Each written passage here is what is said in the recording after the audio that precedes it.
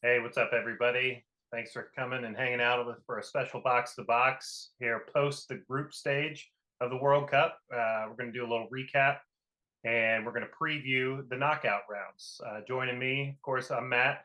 You guys know Brad, you know Oaks. The three of us are going to toss it around and try to look at what we had that went well, what we had that maybe didn't go so well, preview these knockout rounds and look at maybe the Golden Boot race and basically a full encompassing recap of World Cup so far and a preview going forward. So I'll go to you first, Oaks. First impressions or anything from the group stage? Yeah, shout out Japan for advancing. Mm. Germany didn't. I thought Spain was going to be the team that didn't make it through there. Clearly, both the clubs have some issues. Japan definitely got that dog in them, man. I knew that team was a nice little dark horse. Cashed a nice little 3-1 ticket on that.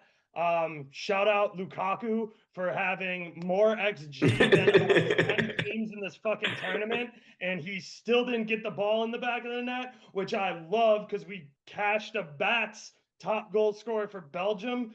Real easy, 4-1 on that. So that was a great little ticket we had. I have to apologize to Costa Rica. I did them really dirty when I said me, BradThomas, Young Leg, his brother Tom, and Sam FIFA Britt could beat that club with the first six people we found on the street. Costa Rica definitely showed a little bit more fight there against Japan. Taylor Navas threw an awesome game.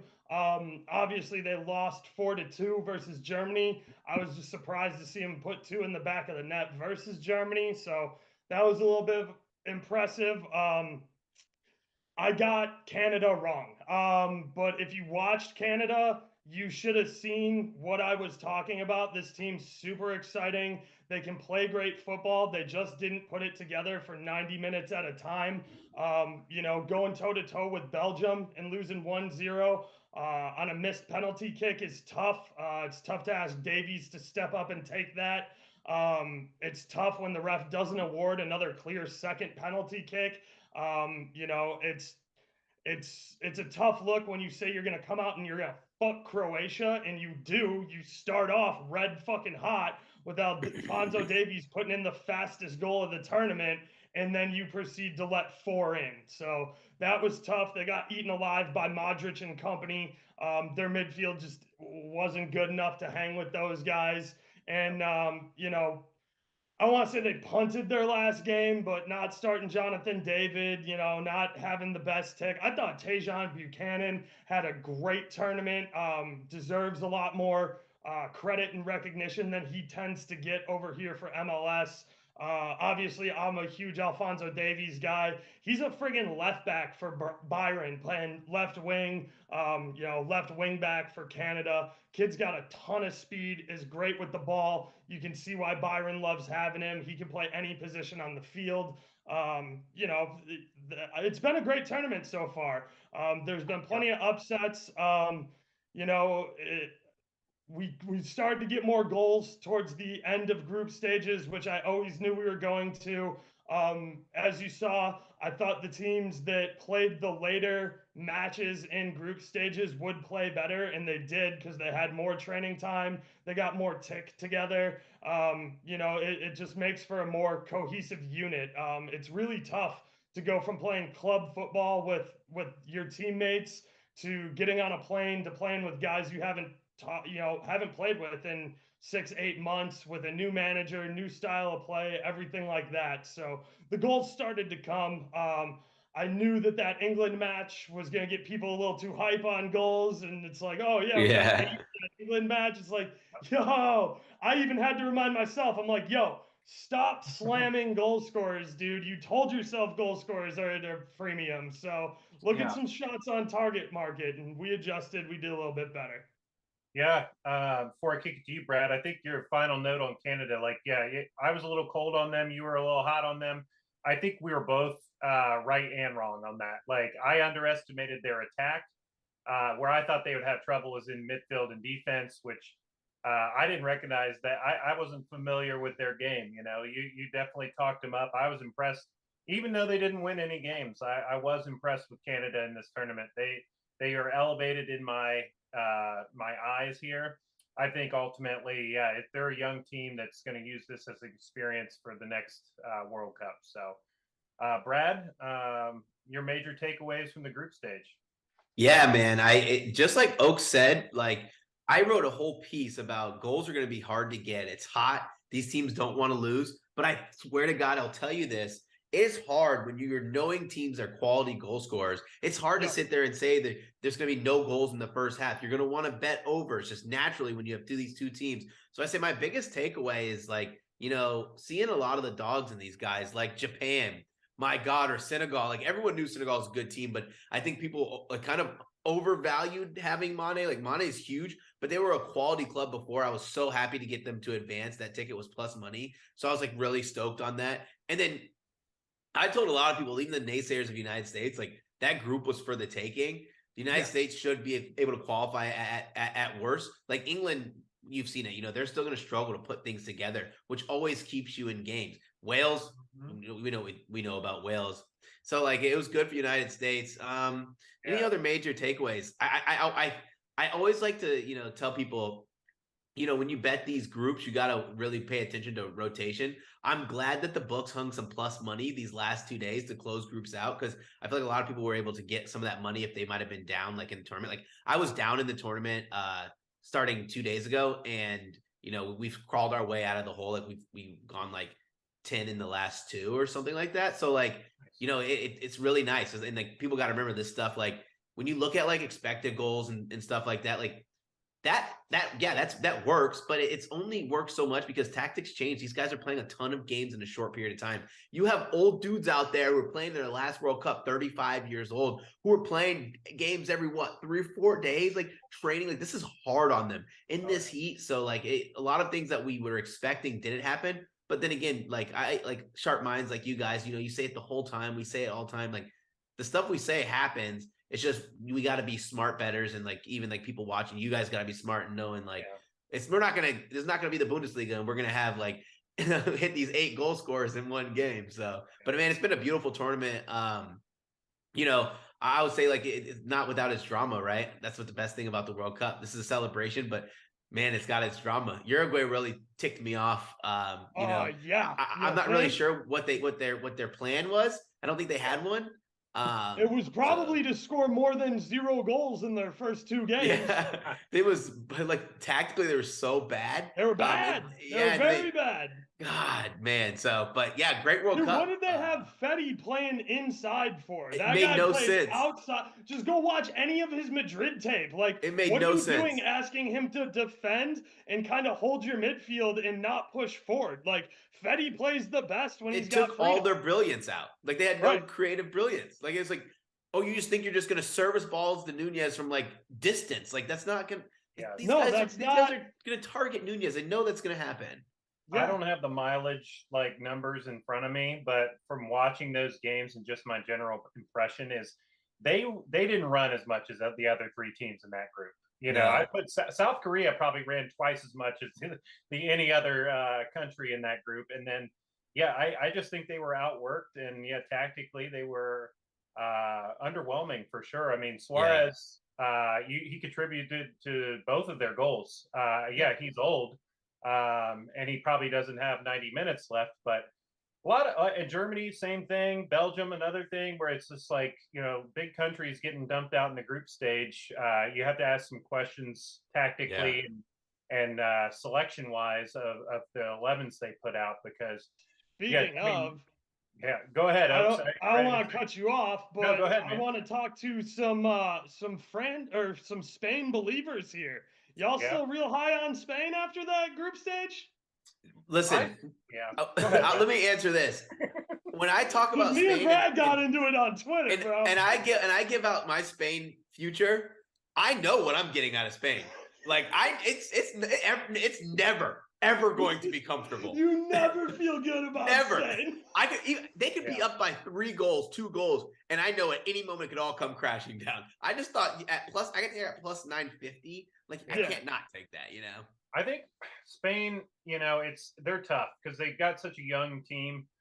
But they do have some experience that they've sprinkled in there. They bring in Busquets and stuff along with them. But I think they're at best with Morata as the point of the attack. Like I know Morata, he's not a perfect. We saw that when he started for them Yeah, last game. He's not a perfect player, but he gives them a focal point in attack that they lack when they don't have him. So he's big and he's there. Right. Yeah. And sometimes that works. Just to occupy the center halves, make runs off their shoulders, move and stretch that back line, because without anybody making the runs in behind or giving them something else to think about, like they can just squeeze and having a bunch of false nines and inverted wingers. I think, especially at this stage in the tournament, like if your interplay is as good as like prime Barcelona or prime Man City, you can play through teams like that. But in a tournament like this, where you just don't have that like second, that understanding that's just second nature of, hey, I'm here to a look, a hand signal, a something, like you can't hear each other out there on the field. Yeah. So it's like, it has to be all second nature. And I think right now it's just not there. I think that's why he's playing so much of the Barca 11 in this team too, is because some of that is already understood. But yeah, Spain could be a dark horse here. I was surprised Germany went out though. I did think Spain and Germany would go through. The Germans scored 6 goals, but Japan was better. Even scoring 4 goals, they had a much better defense. So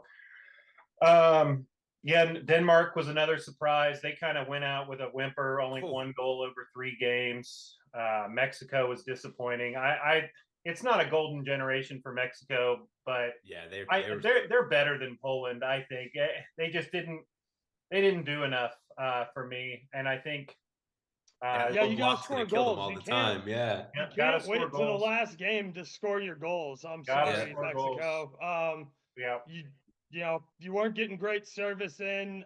Your best player was coming off your bench for you. Enzo is hands down the best forward that Mexico has. I like Chucky Lozano a lot, and he's breathed some life back into his career here, playing with Napoli right now. But I mean, it's hard not to look good in that Napoli forward third. Yeah, right. They get excellent service, and you have to be kind of a fucking goober to miss some of those services.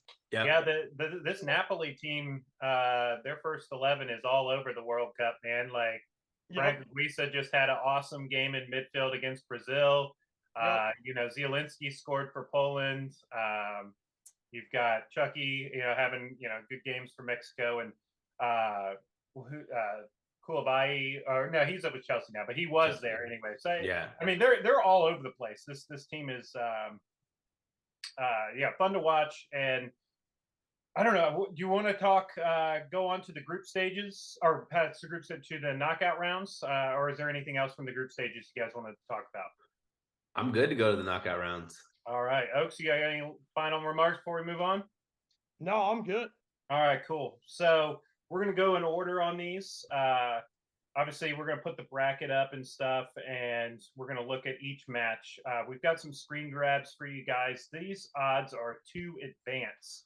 So these are not the 90-minute money line odds. This is to make it through to the next round of the tournament, which I think is a more attractive way to bet. And for a lot of people, maybe betting their first World Cup, there'll be some surprises when perhaps your team advances in extra time or penalties, but your money line bet has settled as a loss. So just that little piece of educational tidbit out of the way. The money line bets are settled after 90 minutes. Your goal scorer bets are also going to be scheduled after 90 minutes. If you have Golden Boot futures, and if you have to lead their team in scoring, things like that, goals in the extra time will count for those tallies, but they will not count for your to score in the match solo tickets that you put in for these individual matches. So hopefully I made that clear. I don't believe PKs count as goals towards Golden Boot either. I'm not positive. Not in the penalty shootout. Yeah, not in the penalty. Not in the shootout. That's what I thought.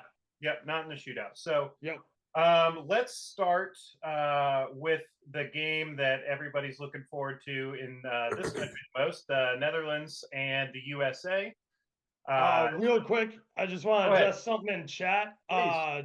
Supreme Hattie said Yeah. if you bet hockey and it goes to shootout, money line gets paid. It absolutely does, but soccer Yeah, is not like in playing soccer. 60 minutes only in hockey. That's what playing Yeah. soccer is like in knockout games. Everything is 60 minutes only. If you want to reference hockey lines, so that's the closest thing we have to that.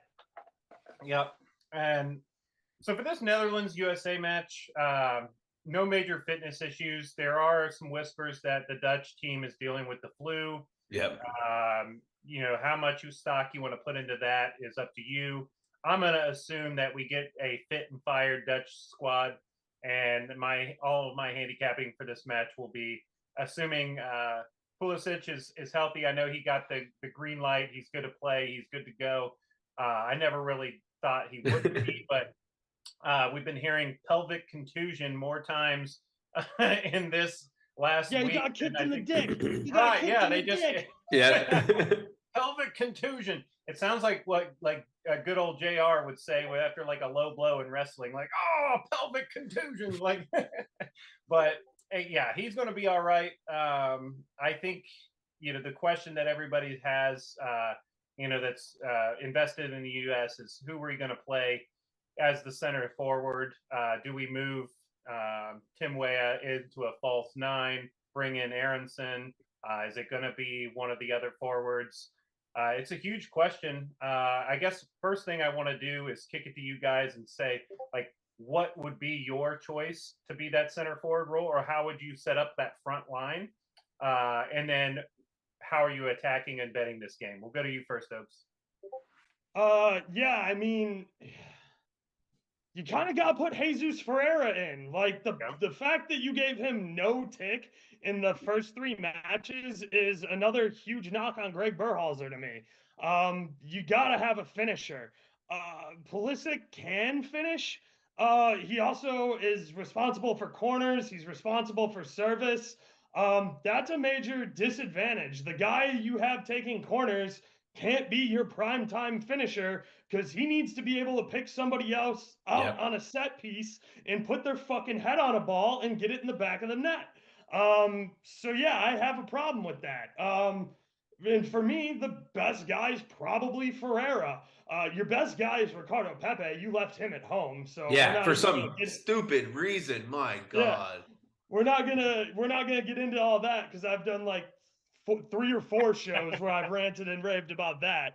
Right. But yeah, I mean, do the USA have a chance here? Absolutely. It's gonna take goals though. You have 2 goals in your 3 group stage games. You're gonna need 2 goals to win this game. Like, Netherlands, I'm sick of trying to figure out what's going on with Memphis Depay. I like Memphis. I like his game. What's going on with his injury, his fitness, why this coach insisted on starting him at like the 70th minute, then bringing him for Stevie Berwin, who was playing great at 45 minutes, and then starting the last group stage match. I'm a little sick of trying to figure out Memphis Depay. Cody Gakpo is fucking him, dude. If you're not familiar with Cody Gakpo's game, you gotta go watch some Ajax football, man, because that kid just tacked about $30 to $40 million on his transfer fee with a goal in all 3 games in the group skate. Golazos too. Yeah, dude. And I haven't shopped this around. I got done doing another show before this.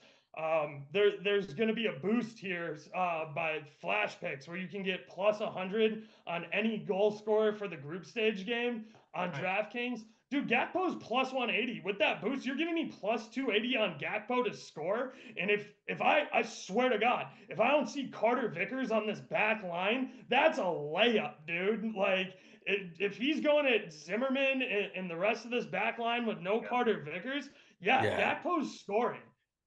Yeah, I guess that's the other question is I will give Berhalter some credit there for the tactical switch of pulling Zimmerman out and putting Carter Vickers in, which I think freed up Serginho Dest to get forward a little more Absolutely. frequently. He didn't have to play two positions. Yeah, Yeah.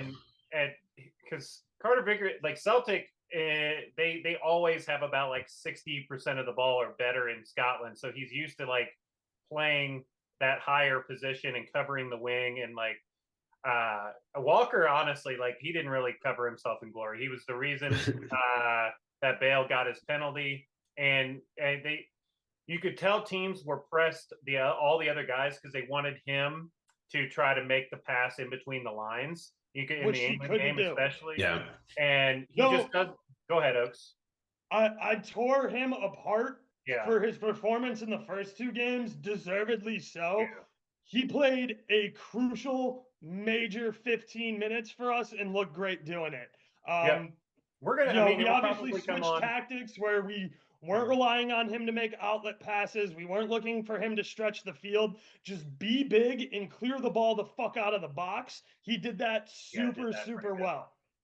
And then, so you would start Ferreira at center forward, and then flanked by Captain America and Tim Weah, right?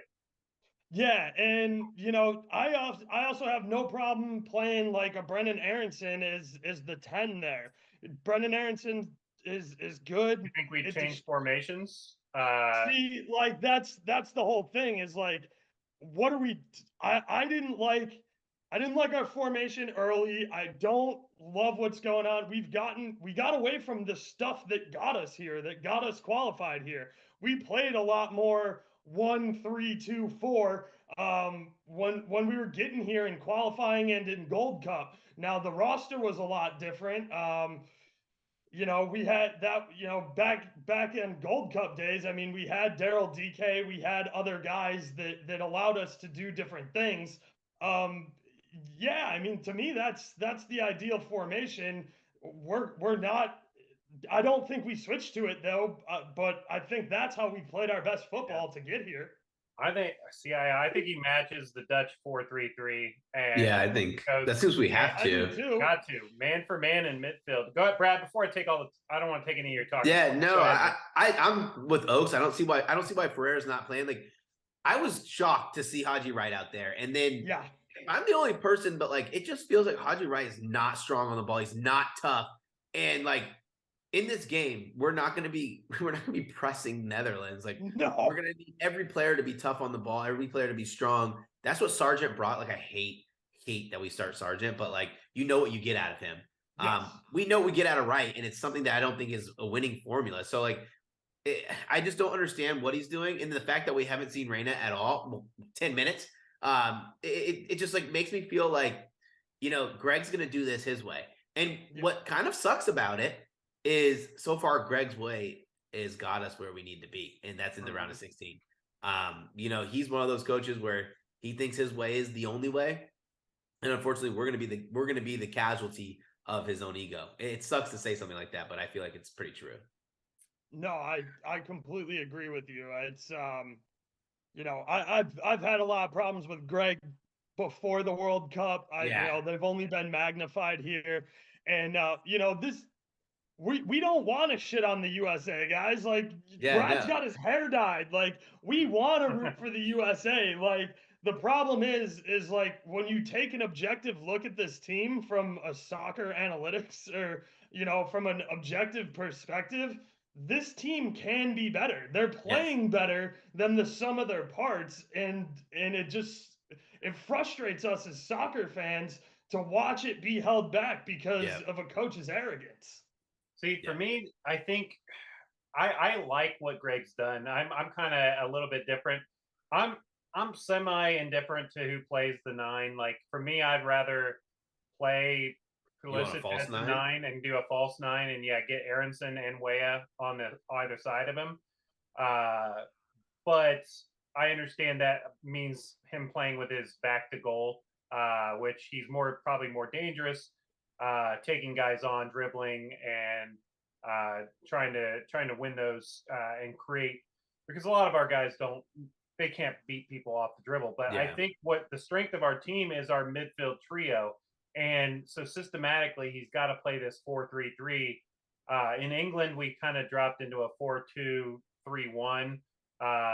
But I think with the 4-3-3, it gives the freedom because Adams kind of holds, and it just allows Eunice and McKinney to bomb forward, which I think that's what gives our team some attacking threat is having those runners from midfield. And I I'm think Weston okay. McKinney's played the best football of anybody on our team. I think it's Adams. I think Adams and McKinney, but and I want to Turner, say too. something from Turner, first go too ahead. that no one said, that this is driving me nuts, that Robinson's touch is so heavy on every single ball. Like as a manager, as a coach, how have you not said something? Like if I'm watching it and I'm like, every single ball, it's so heavy. Like those are, we can't turn the ball over. And we're gonna talk about Netherlands too, like how much they turn the ball over in the midfield. So I think it'll balance out. But man, I want us to do well. I don't want us to go in this game and not have a chance. Like I think we're going to be able to get something from this, but it's going to be a lot of lining up correctly, taking advantage of opportunities that are presented to us. Yeah, so you think let's have some predictions, guys. Who advances and a score. So I mean, if you have a bet, feel free to share it as well. Oaks, what do you like? I think Netherlands advance here. I would love to see a 2-1 match. I think the USA can get a goal here. Netherlands have shown that they're a little suspect on the back end. Netherlands is far from a complete team, in my opinion. I think if we do score, Pulisic will be involved. If he's not scoring, he'll get an assist. So I will definitely be taking a look at both his probably splitting the unit on his score or assist. That said, I don't know how you go away from Gakpo here. I mean, I just don't. He's proven over the last 3 matches that it doesn't matter. He's that dude. He creates so many opportunities that the USA just can't deal with. Yeah. Go ahead, Brad. Yeah, so I would probably I think it's 1-0 Netherlands. I'm on under 2.25 goals. The line that's the problem when I talk about these on shows is like as we progress and we get closer to the day, the line sucks now. It's minus 128. There's nothing that I can do about the line sucking now, but that's what I'm on. The United States definitely can get something out of this, but they would have to grind it 1-1. 1-1 and something or I don't see a 1-0. I don't see them keeping a clean sheet here. I do think a pretty fun parlay, shots on target parlay is Pulisic shot on target with Gakpo shot on target. It's plus 200. Like Gakpo's he's been absolutely brilliant, and Pulisic is our engine. You can even think about Weah, but I didn't even bother looking at Weah's price. Weah to get 1 shot on target by itself, I'd rather him take over 1.5 shots than 2 shots than one target. Yeah, as we've shown, we struggle to put the tiny little ball on the big rectangle. Yeah. We have 2 goals. I think we have 3 shots on target, 4 shots on target. Yeah, I think unders is the way to attack this game for sure.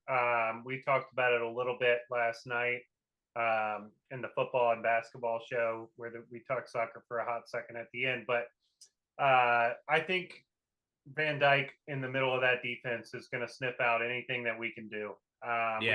We don't have a dynamic enough goal scorer to trouble him, and we don't have enough quality from wide positions to whip in a cross that would just give him enough trouble. He's going to be there. He just will park himself right on the penalty spot, clear every ball that comes in. I expect us to win the midfield battle, honestly. Looking at their midfield, I think we're stronger. So I think this is an even game, but I just think both teams will struggle to score. I think this could easily go 0-0 into extra time. And that's what the U.S. need. If they want to advance in this match, their best opportunity is to have this go into extra time, try and keep it scoreless, and take it to pens. That's our best way to advance. I think we have an advantage too if it goes to penalties, because I think Matt Turner is a better keeper than the Dutch keeper. But it's going to be tough. It's going to be yeah, Serginho Dest, he knows Gakpo well. He grew up in the Netherlands and chose the U.S., but how the Dutch line up will be interesting because they did switch their formation a little bit. They didn't play their 4-3-3. They did like a 4-3-1-2, and they played Klaassen as like a center attacking mid, and then Gakpo and Depay as two strikers. Yeah. I just don't know what they're going to do. Van Gaal is pretty flexible tactically. I think what he'll see is our biggest threat is that midfield. So he's going to try to get numbers and pack it in. Because I think 3 for 3, I like our guys. I like our chances to win the midfield battle. But yeah, up top is where it troubles me. I just don't see anybody giving Van Dijk any problems. So long balls too. Like it's gonna be.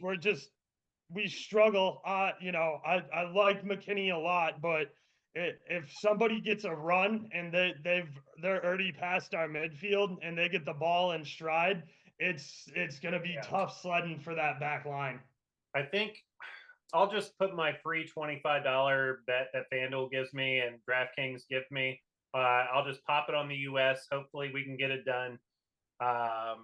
And if not, I'll have a free bet back to try to, throw it on something else. Because I think it's close. I think it's closer than most the odds indicate. I think outside of 1 or 2 players, like this is a very even match. Like Van Dijk is just he might be that difference maker that helps him keep that clean sheet. So yeah, I think that's enough on this match. Let's move on to Argentina and Australia, the other match on Saturday. So this is a pretty lopsided one. Trying to find value in this will be about digging into potential player props and things like that. Because Argentina to advance is minus 2,000. The Aussies are about 12-1. If you think they can pull a massive upset here, Messi and company, they haven't been perfect. They haven't been blowing these teams away. That first half against Saudi Arabia looked like they'd score about 10 goals, but they couldn't stay onside. I'm just not sure what their best 11 is.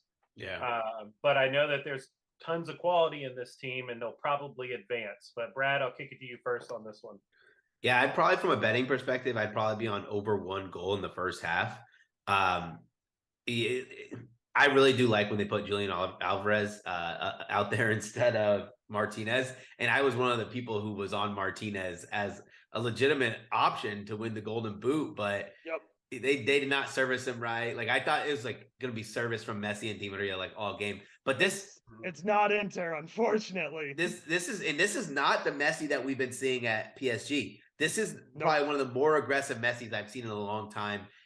Where he's trying to will his team into the tournament, and ultimately that's kind of the reason I didn't pick Argentina as one of my favorites to win, is because he's so great on the ball, but man, he attracts so much attention from defenders that there are guys making runs and he will just ignore them during this World Cup.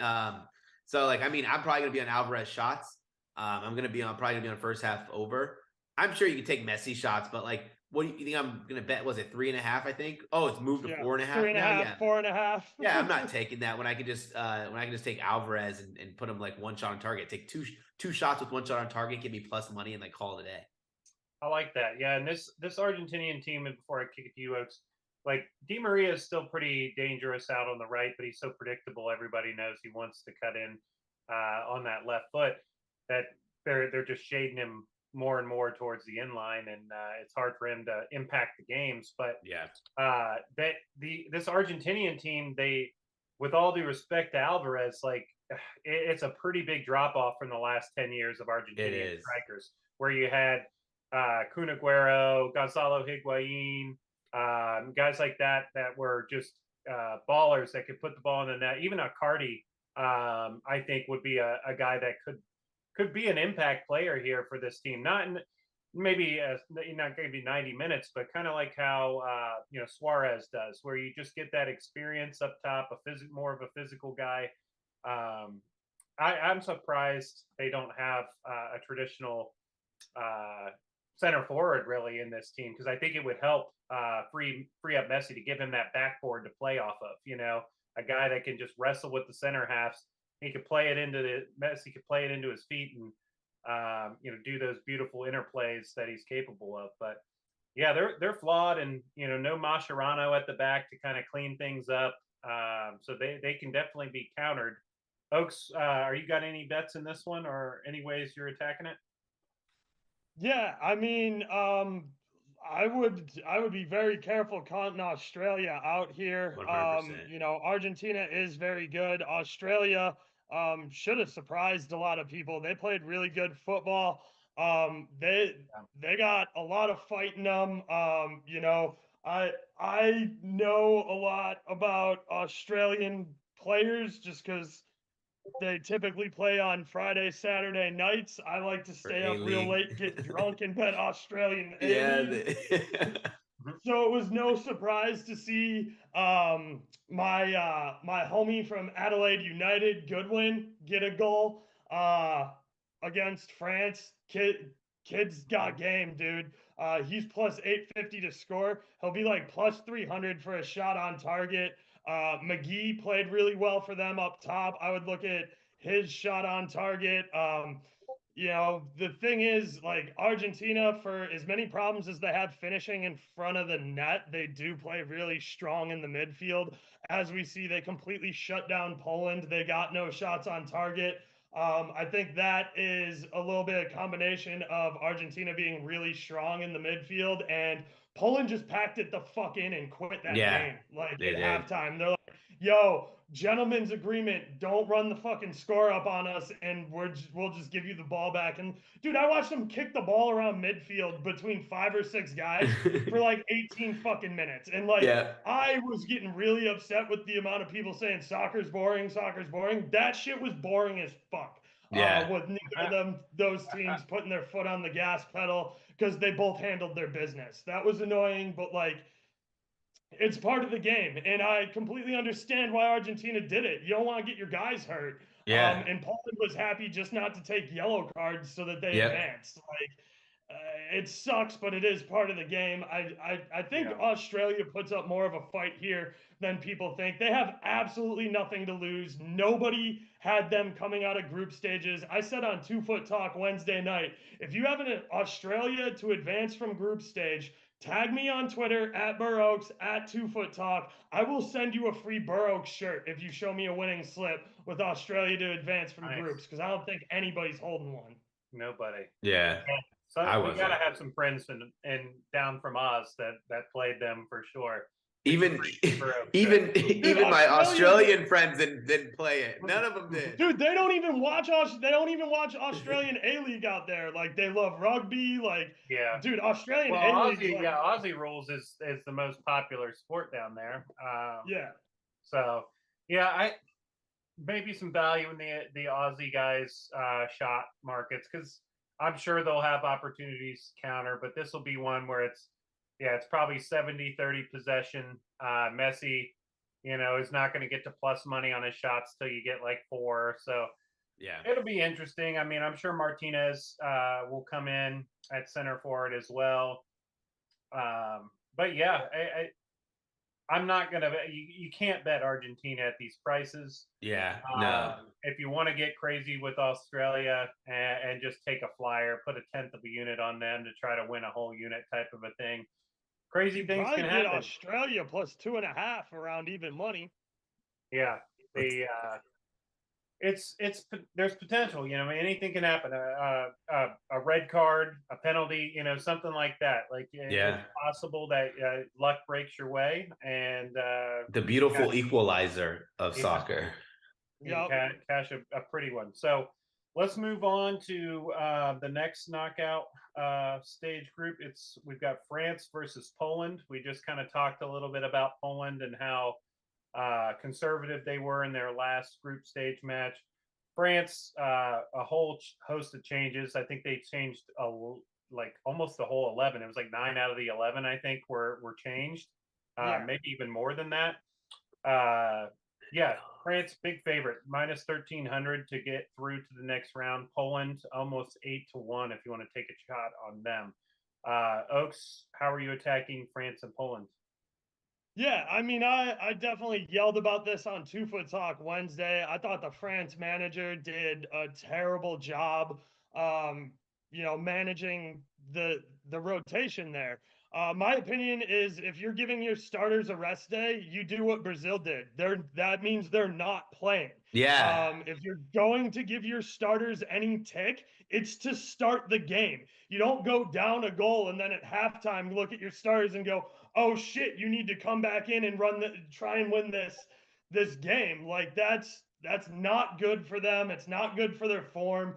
I know they can jog and do some warm-ups there on the sideline. It's not the same as warming up for a match, Yeah. like those guys are coming in cold. You already have injury problems like that. I just thought that was a bad management tactic from France's manager. I think he's out here pretty soon. I think Yeah, me and Deschamps has Leg already talk. said this is his last tournament anyway. Yeah. Yeah, me and Leg talk, dude. I'm pretty sure Zidane's gonna come in and have France running like a finely tuned machine here.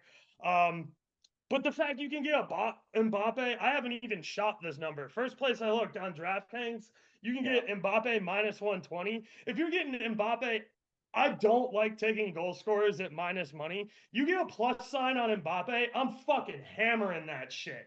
Yeah. Yeah, I got You plus know, 100 on me, so yeah, I dude, can't wait. Can't wait. yeah, Can't wait. dude, they keep putting numbers like plus 250 on Rabiot shot on target. You're out of Yeah. your fucking mind if you don't think I'm taking that. If you aren't watching Rabiot at Juve, this man loves pressing forward, whipping in crosses, and then when people start looking for his cross, bang, there's your shot on goal.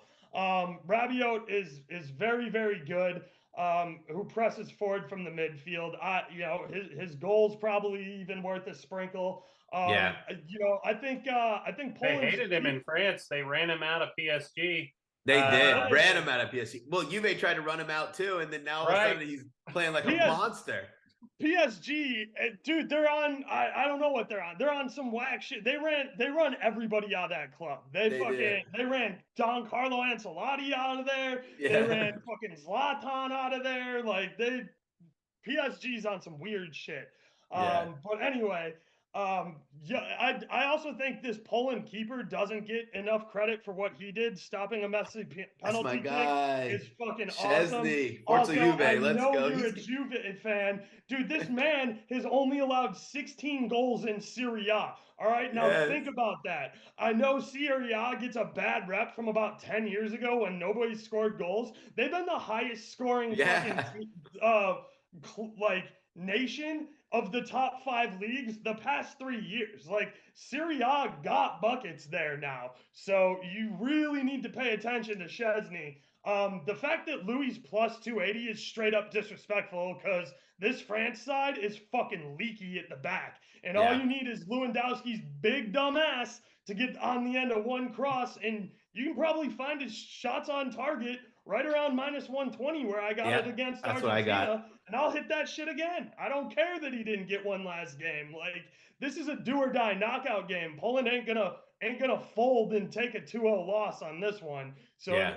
if I'm getting Louis close to even money for a shot on target and 300 for a goal, yeah, I'm taking that.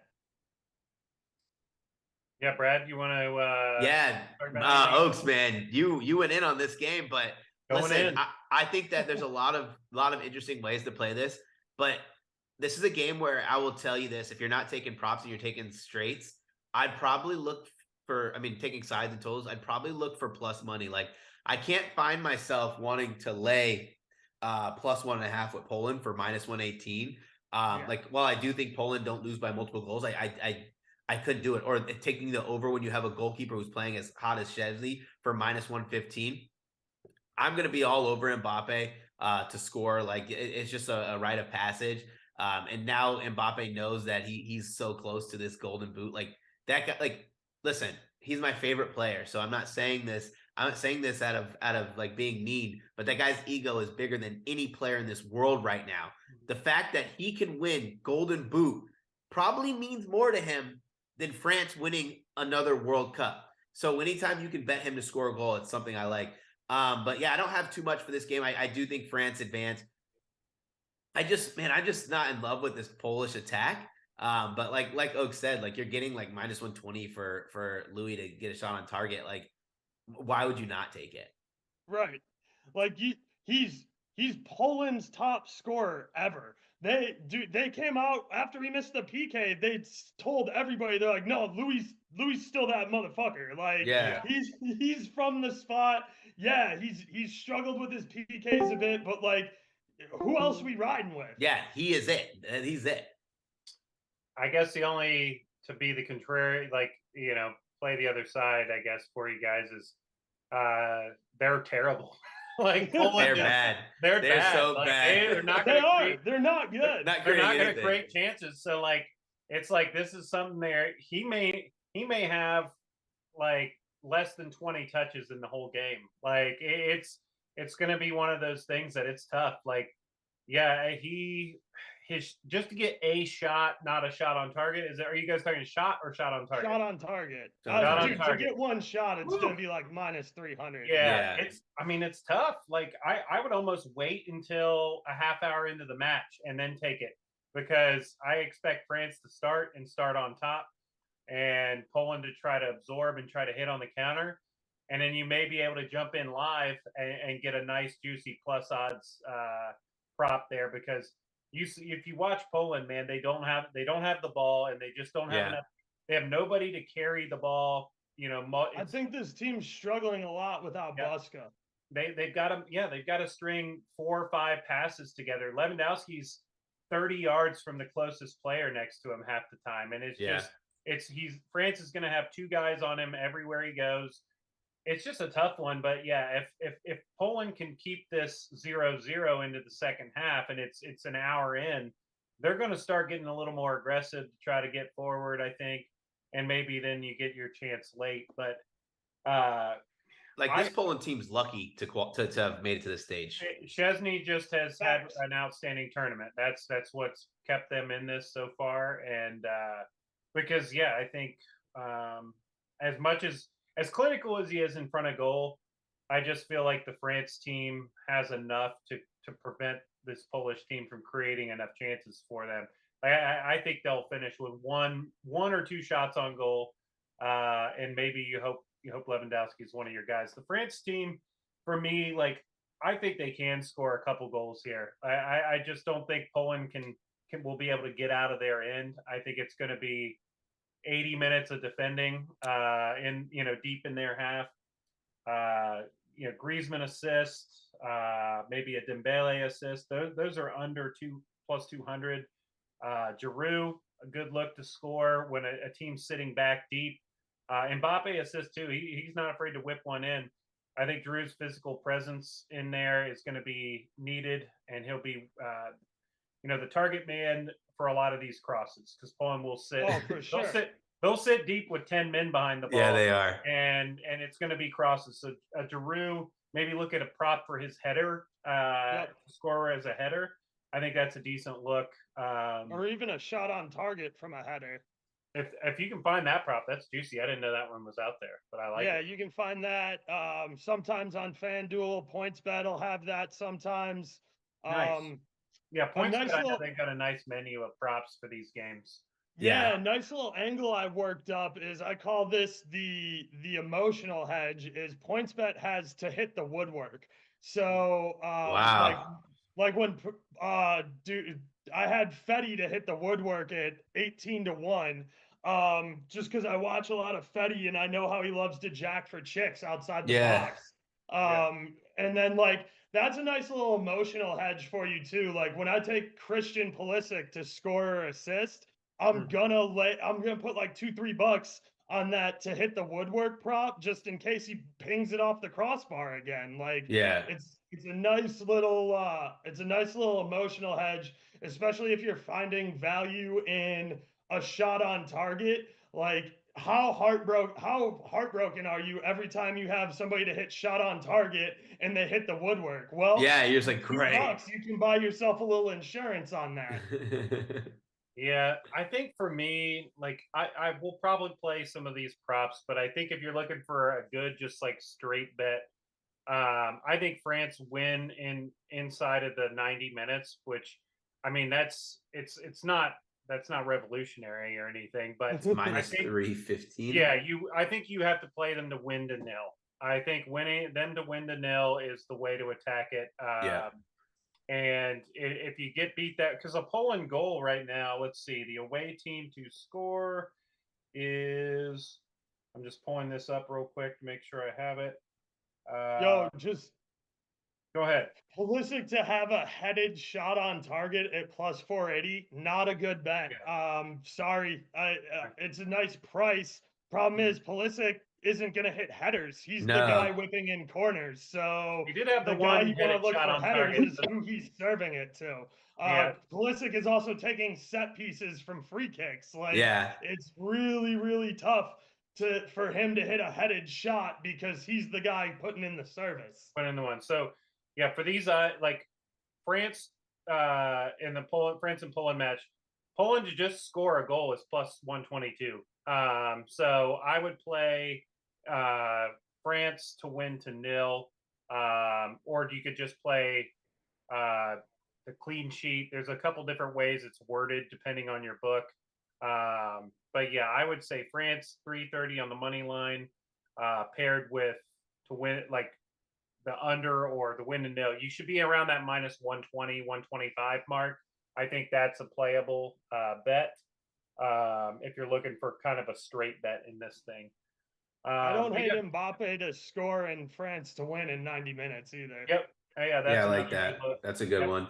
I like I also like France. I'm gonna probably parlay their corner market. Like Poland's just not getting down there. Like they're gonna be trapped. So like I think France wins this one 5-1, maybe 5-2. You'd have to parlay it. I was trying to find their team total at a playable price. Team total is not a playable price, but 5-2. If you parlay this one with something that we talk about later in the day, I think you get get home pretty easily. And get something good.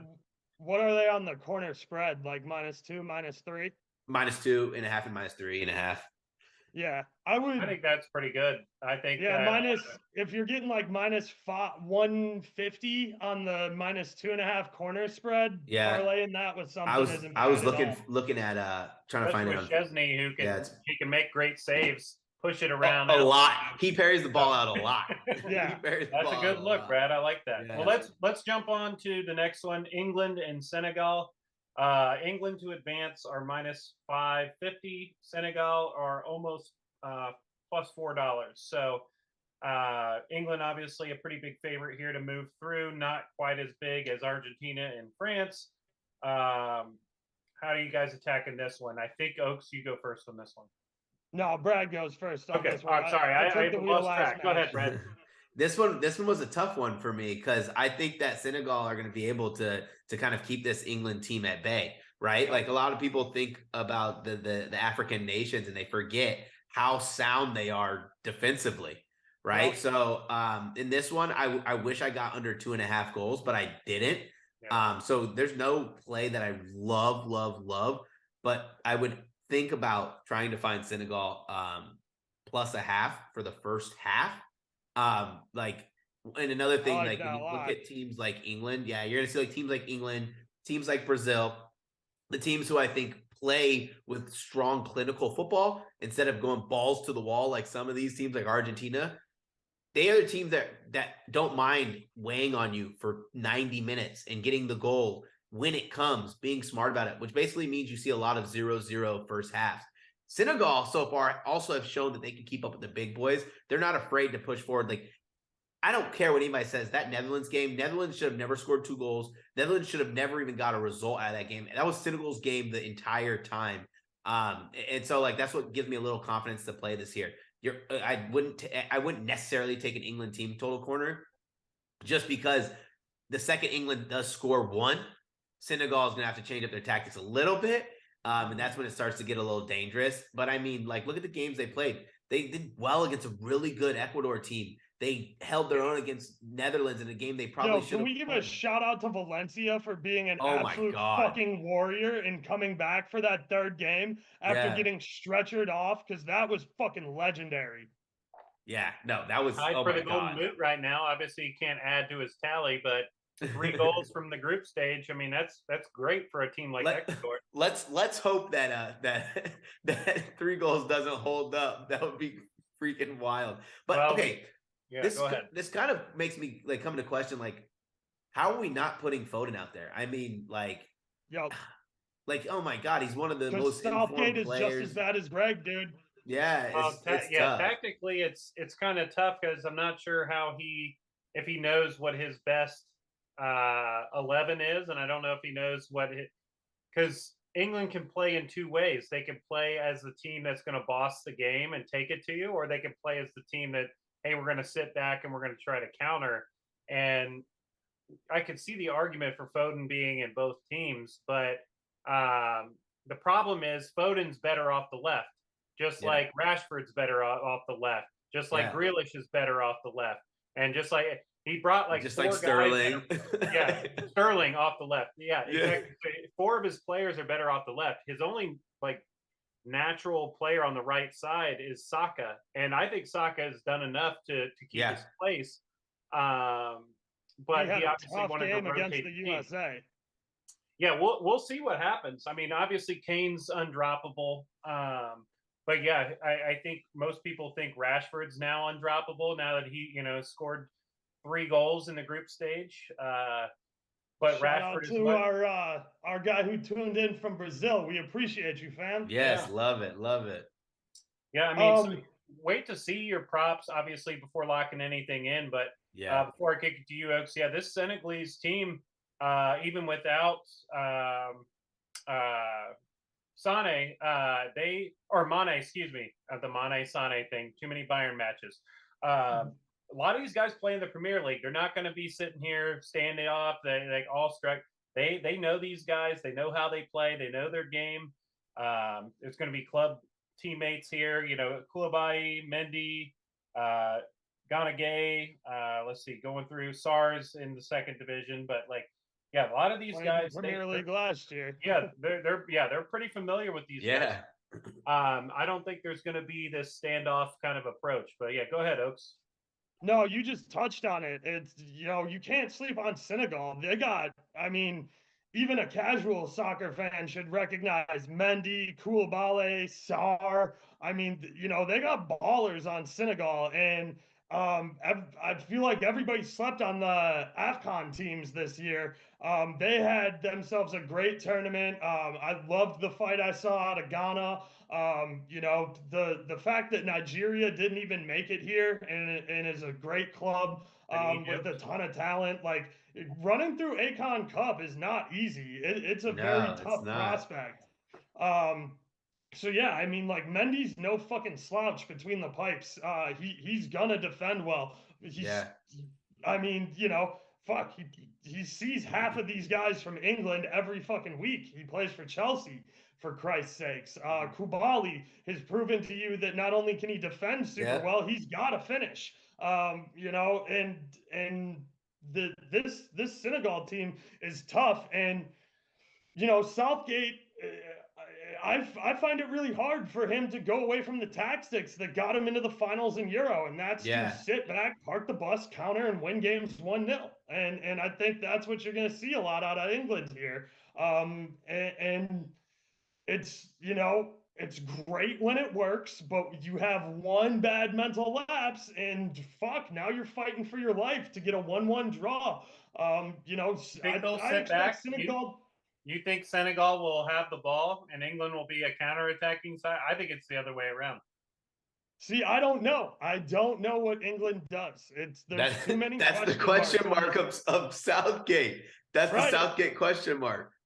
Right. Like, did he play, do we see a game like they played against the US, or do we see a game like they played against Iran?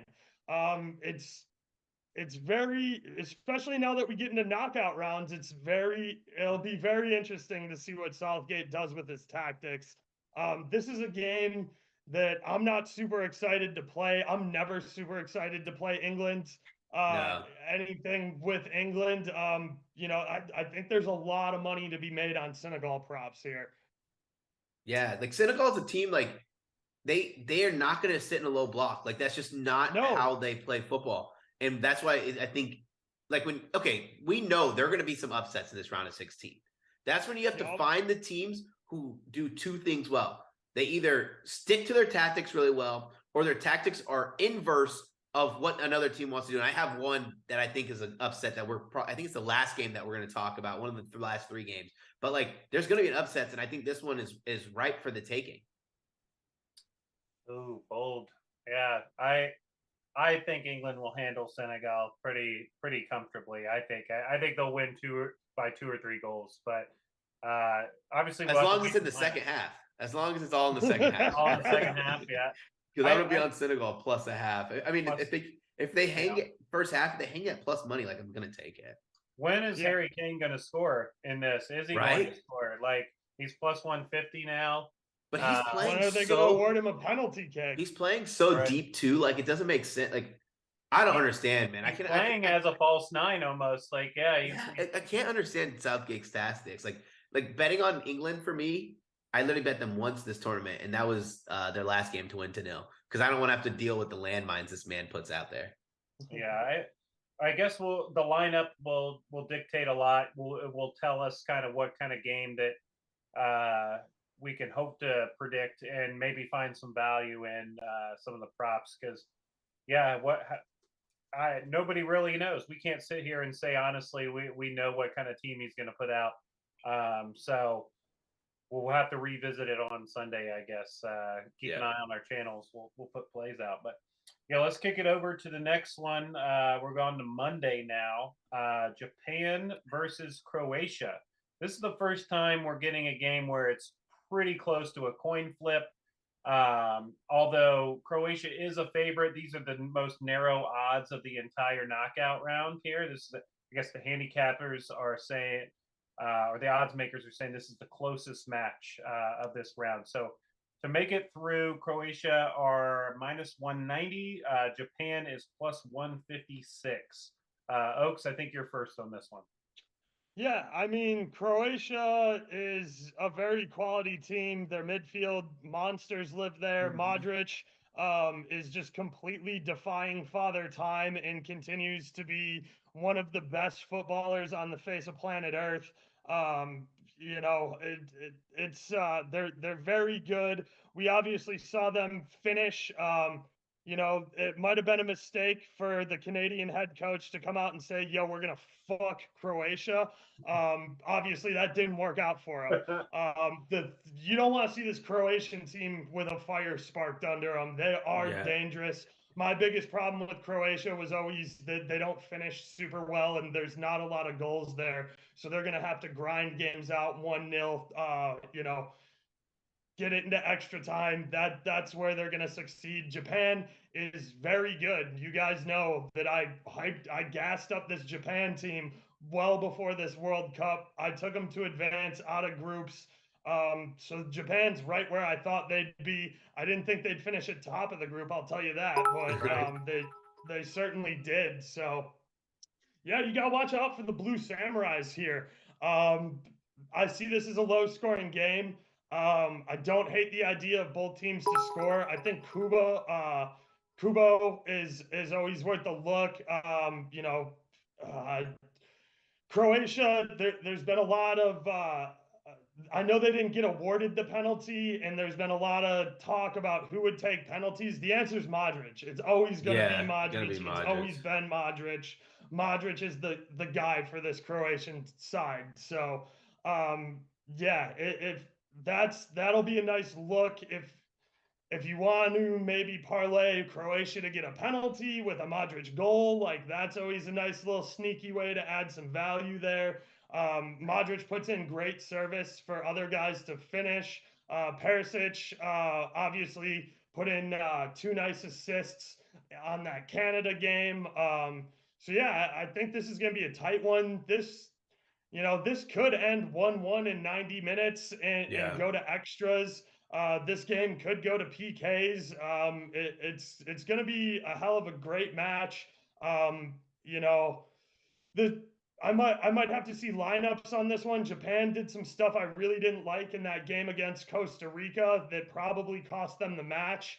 and they corrected it in their match against Spain. I thought that was their strongest lineup, and they looked really good against Spain, even though they only had the ball for a tick under 18% of the time.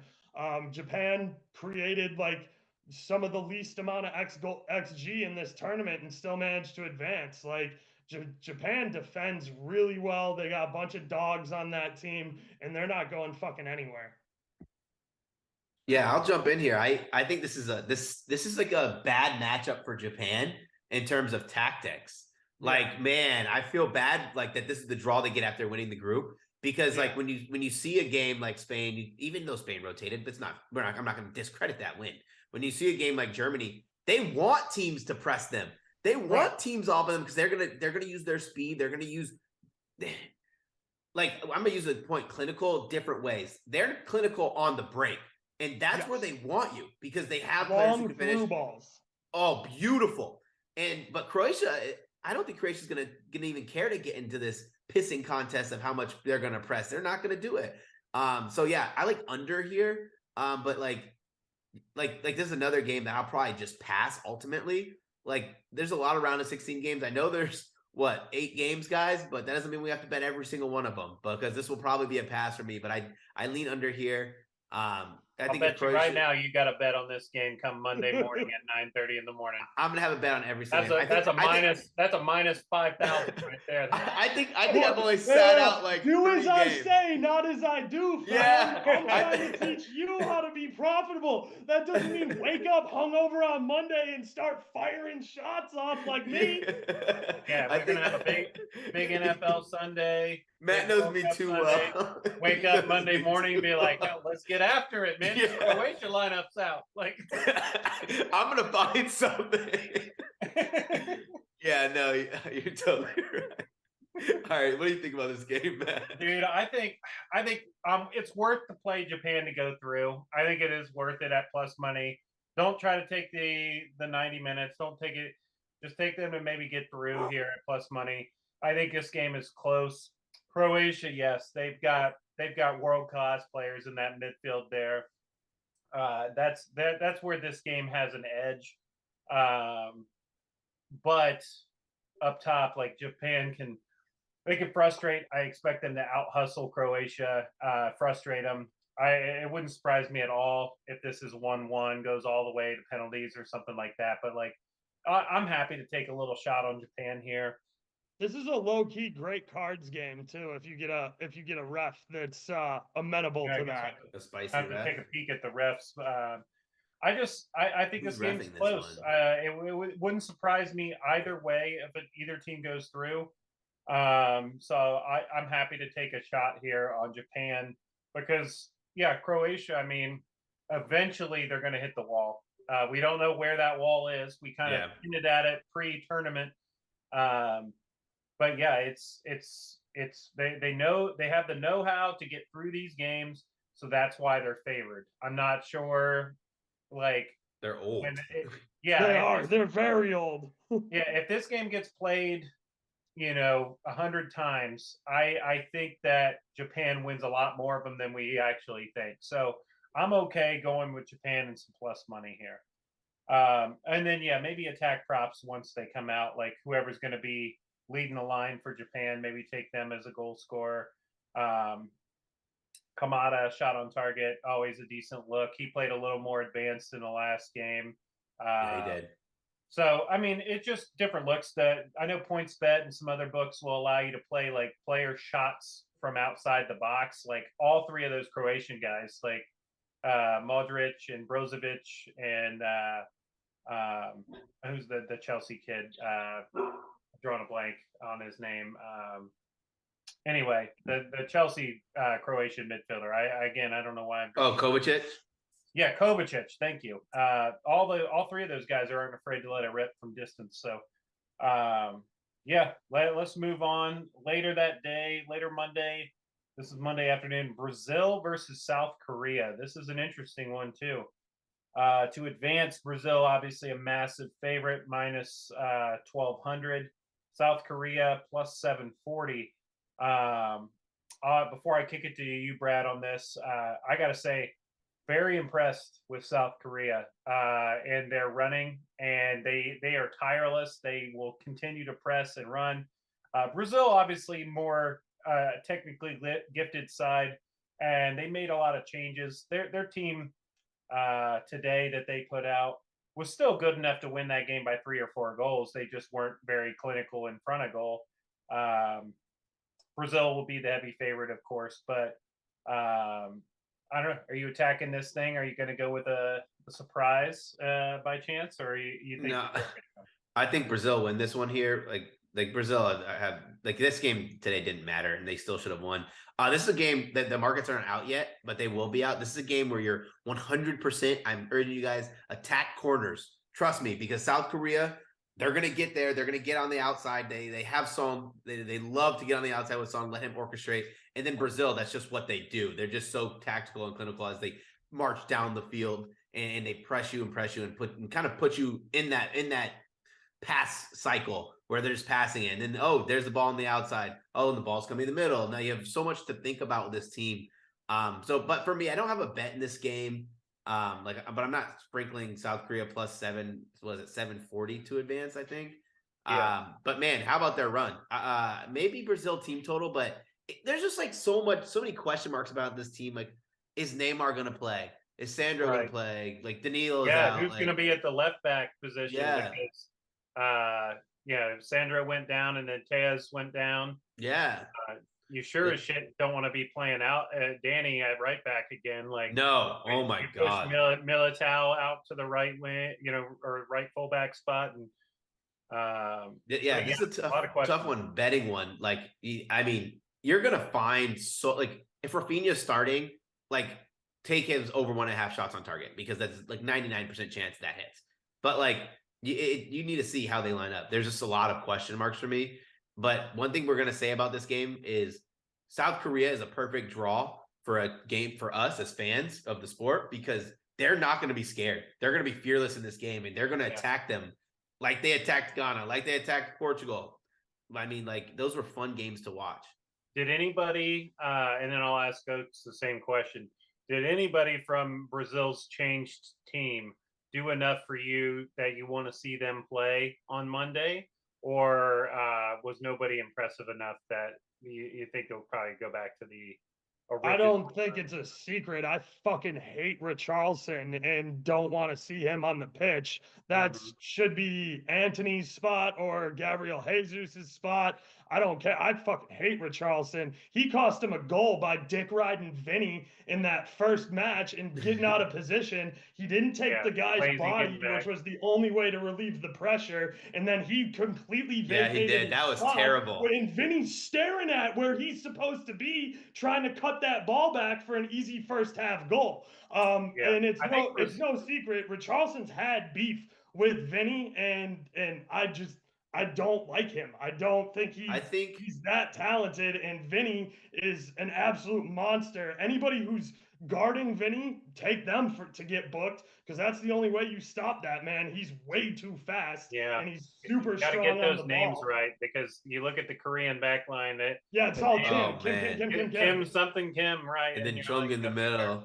I would say this about like I was not impressed by Jesus today at all, but we know what he can bring. The problem is he doesn't fit with what they have, what they want to do out there. Right. But you need Richarlison to actually be in position, get into the position he's supposed to. If he wants to wander up and down the pitch, it does zero good for Brazil.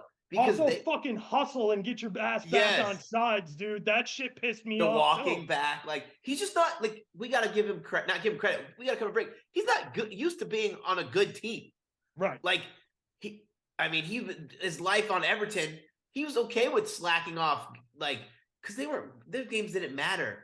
Like Richarlison has a lot of growing up to do really fast. But still not on a good team, I mean, it's a national team. His club side, eventually he'll get to a big club.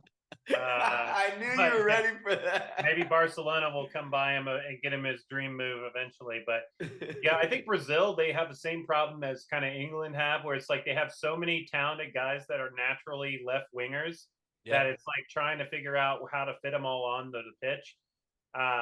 because Neymar's best position is left wing. Vinny Jr.'s best position is left Yeah. wing.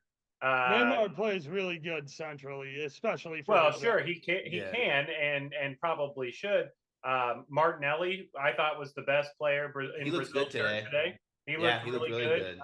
He can play centrally, but his best position is off that left wing. Yeah, I don't think Richarlison. His goal that he took, especially the second one, was really good.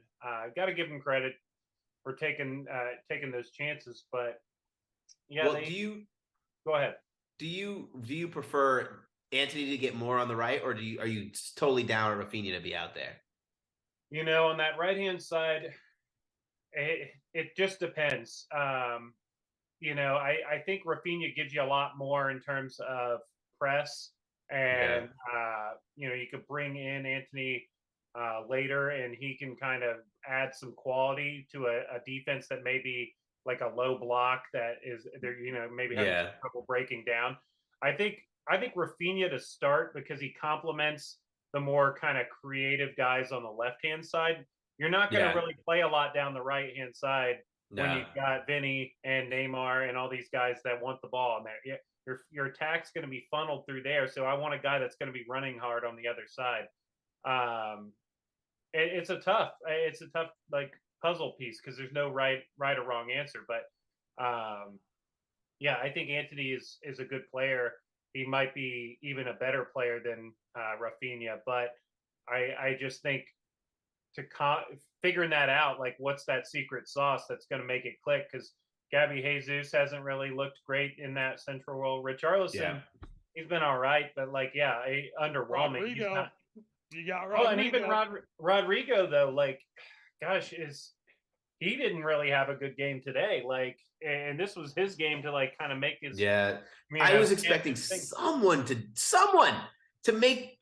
force the manager's hand. I think Martinelli's the only guy that you could say has made a stake for inclusion. Yeah, gotten to good positions. I think he had 4 shots on target.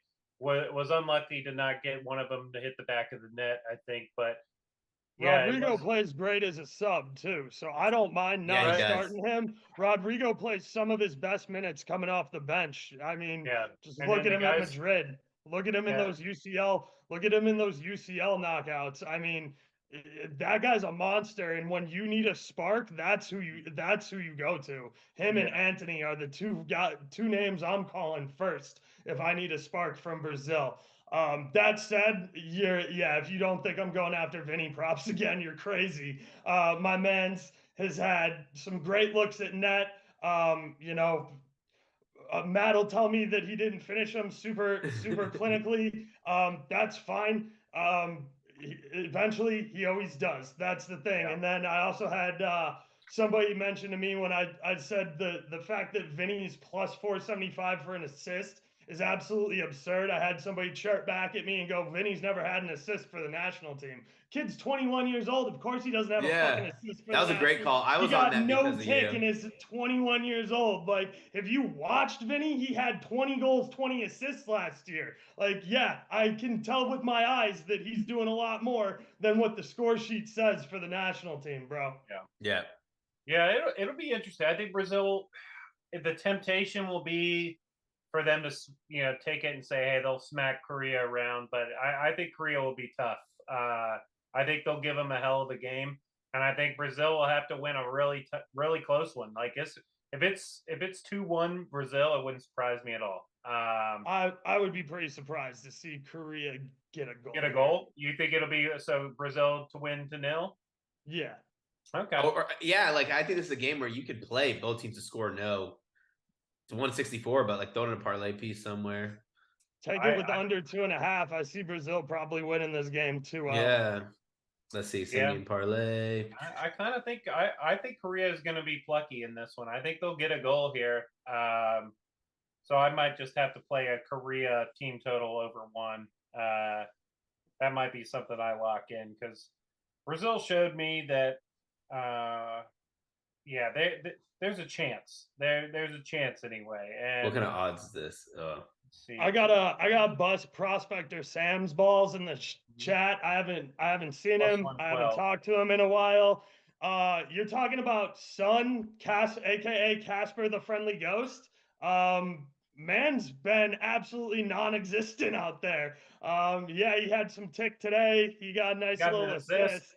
Yeah. But Yeah, he yeah, did today. yeah, today. Um, His I feel his really, presence I though don't feel is good about backing him moving forward. I mean, yeah, he's the Golden Boot winner from EPL, but all season I know he's been banged up. I know he's had injuries. I know he threw that mask off like he didn't want it on his fucking face, but he's Casper the Friendly Ghost out there. Yeah. The only reason, like, I feel like a lot of people like, oh, Son's having such a great tournament is because you guys have to make sure you're watching these games with your eyes and not your ears. You will Yeah. hear these announcers say a player's name a lot because they're trying to create a scene. They're trying to draw the theatrics in, and how they do it is by names that you recognize. So like make sure you're watching it with your eyes and not your ears. And that wasn't supposed to be like mean to anybody who can't see. No, Like you'll hear that a lot. So dude, Right. I throw the games on my headphones and go to the gym like yeah, sometimes, especially like dude, when we were getting 4 games a day, like what am I supposed to wake up at 4:30 and then park my ass in front of the TV all day? No, I got shit to do. Like yeah. Oh, that's what I I'm did. throwing That way flash score on in I my feel attacked. headphones. I feel attacked. Are you telling me That's like like I'm wasting wow. my time? Like, No, come but on, like man. I find it really hard on a Tuesday to crack a beer and sit down. Like, it's nice. It's a nice little thing to do once in a while, but like, yeah, I gotta get my ass over to the gym. I gotta go. Yeah, I haven't had groceries in a fucking week, bro. Like, Oh man, we gotta turn you on to the Uber delivery of your groceries and stuff. You'll be all set. Don't even have to get up. Perfect. But all right, let's bounce over to Morocco and Spain. We've got 2 games to cover and then some futures, so we'll try to go a little bit quicker because I know we're coming up on an hour and a half, and that's about the sweet spot. So Yeah, I'll go a little quick. Morocco and Spain. Morocco, the surprise winners of their group, take on Spain. Spain are a minus 440 favorite to advance. Morocco, you can get at over $3, like plus 330. I think Oaks, you take this one first. yeah, I mean, Morocco showed a ton of heart. We got another North African country making it out of groups, who should be able to make some noise here. I mean, they got Ziyech, they got a bunch of other nice talent up top. Morocco has proven that they can get goals. Spain plays Spanish football. They want to ticky tack and pass you to death. They're gonna have over 1,000 passes. You know, it's no secret. I don't fucking respect Spain. I've said this all month. And I've caught a lot of flack from it. I don't fucking respect Spain. I don't think they can score very well. I think your best scoring threat's Morata, which is fine. I still can't tell where I land on Morata. Like, I don't really rate him, but he's a big body in that goon. Like, for a lack of a better word, he stands in the 6-yard box and puts him in the back of the net. Like, and you can't knock him for that. What I will knock him for is he misses 2 out of 3 sitters. Like, sometimes Morata will rush his shot, he'll sky it over the crossbar from an angle you're like, how the fuck did that guy sky that over the crossbar? And he makes some foolish finishes, but he also makes some absolutely fucking legendary ones. So I'm not high on the Spain squad, and I think you guys all know that it is definitely a little bit biased. I don't really like the coach. I don't like running 5-6 Barca players out there. The fact that he just leaves Madrid guys off his roster and sits them on the bench is a little upsetting to me. But yeah, I mean, Spain's got tons of talent. It's just they struggle to score goals, and they're going to struggle to score goals. They'll dominate possession. They'll grind the clock. They'll grind you down. They can win physical battles. It's just the finishing that worries me on Spain. Yeah, the goal scorer market. I was kind of looking at that. You got to go quite a ways down before you see a Moroccan. Obviously you can't fit all of these Spanish players into an 11 here. So once we have lineups, it'll be a little more clear. But Yeah, your first span or Moroccan goal scores are over $4. So the team total is -128 for one goal for Morocco. I think of both teams to score look isn't too bad, but again, I don't want to take up too many of the talking points. Go ahead, Brad. Yeah, for this is the Morocco team. You know, you're gonna do what they're gonna do. They're gonna send that low block and they're gonna blast that ball to Ziyech and Sorry out there, or let Hakimi bring it up. Like they don't. What I like about them is they're no fluff. You know, you know what you're gonna get out of them, which makes it a little bit easier to bet. Spain, they're gonna pass the ball to death, trying to find something perfect. This is a game where, and this hurts my heart because I'm on Spain to win it all. But this is a game, one of my upsets. I just think Morocco's tactics are just a good neutralizer to what Spain are going to want to do. If Spain don't find a goal, then you're going to have to deal with Morocco trying to wear you down defensively and then waiting for that perfect moment. So at plus 440, I wouldn't mind sprinkling Morocco to advance. I'm not going to do it because I'm on Spain, but this is a bad matchup for the Spanish team here. Yeah, I think -440 is tough. I do think they have enough quality to get it done. I'm tempted to go a Spain team total over 1.5 and just kind of. Is it plus money? It is -130. I But would I think was it'd be thinking about like pairing it with plus something. 105. It's in a playable range for me. Yeah.